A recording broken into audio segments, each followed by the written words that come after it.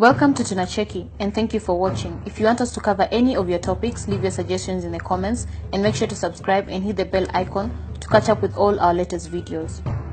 Modern African countries are relatively new as compared to the rest of the world, but some are older than most. And in this video, Tunacheki presents the top 10 oldest independent countries in Africa.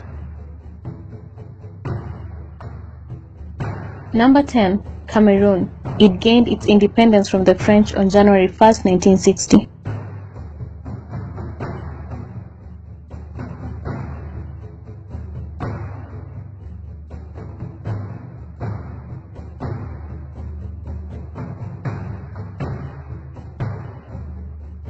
Number 9. Guinea. It was colonized by the French and it became independent on 2nd October 1958.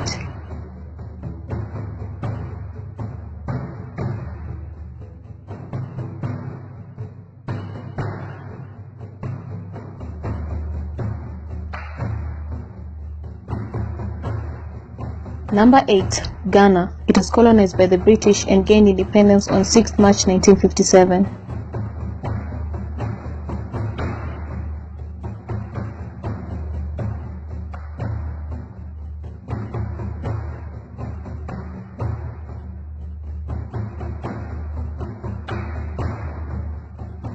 Number 7. Tunisia.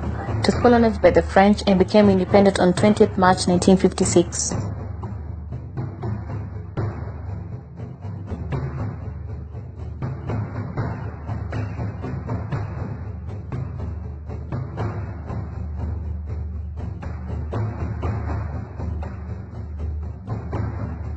Number 6. Morocco.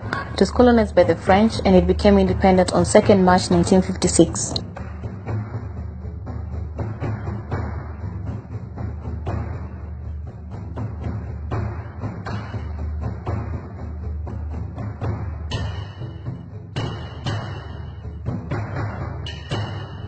Number 5. Sudan. It was colonized by Britain and Egypt and it became independent on January 1st, 1956.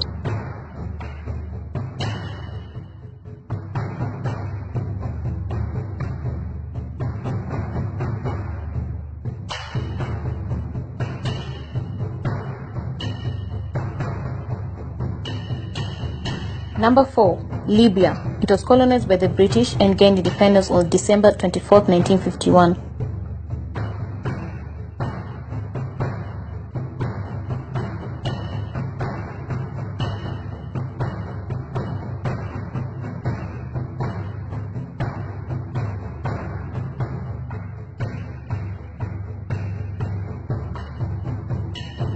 Number 3. Egypt. It gained its independence from the British on 28 February 1922.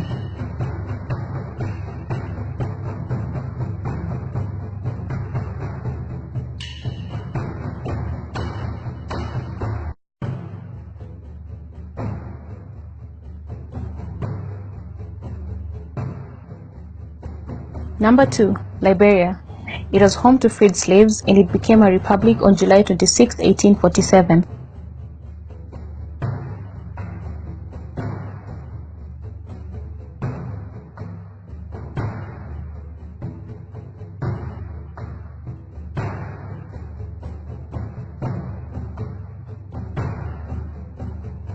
Number 1.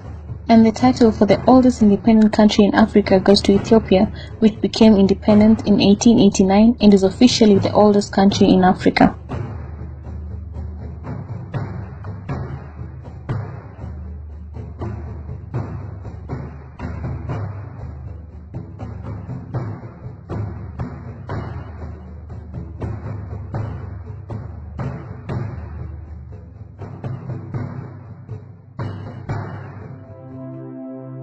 Make sure to watch our other videos and share them to support the channel.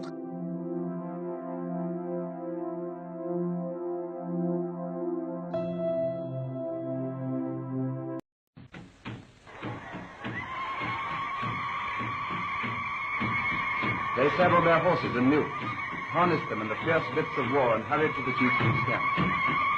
This was the Abyssinian mobilization, the formation of the famous Patriot Army in its rags and its bare feet, which struck such fear into the Italians and crumbled their resistance behind the battle, where at Keren and on the Juba River, in Asmara and Harar, the British regular war machine was pounding their weary troops. And this is the headquarters of the man who at his emperor's command held up the flag of Ethiopian liberty for 5 years. Ras Ababa Aragai, in 1935 and 1936 chief of the Addis Ababa police.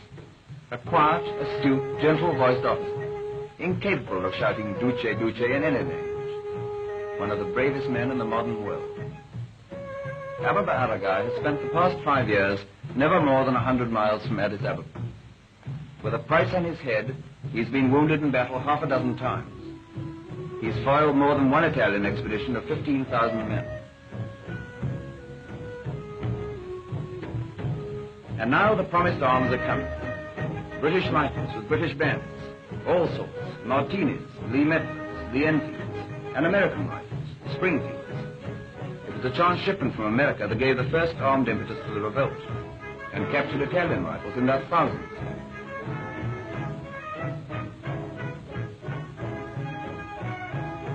Few lost lessons in guerrilla warfare from the Ras Ababa Aragai. Don't be foolish, he says, as many of you were in 1935 and 1936. Don't go en masse in front of their machine guns. In 5 years, we've learned a lesson or two in mountain fighting. The night attack, the war of nerves, and of unnerving shrieks in the dark. The war of light hand grenades stolen from the Italians. The attack on the flank, the ambush from the stone sand.